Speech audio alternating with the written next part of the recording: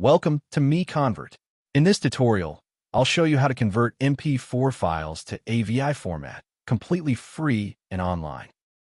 Open your browser and search for MP4 to AVI.MiConvert.com.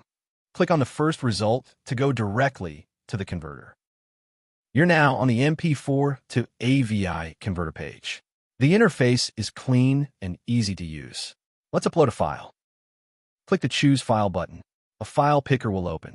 Select the MP4 file you want to convert, then click Open. Your file is loaded and ready. You can see the file name, size, and target format. Click Convert now to start the conversion. The conversion is in progress. You can see the progress bar moving. This usually takes just a few seconds. Done.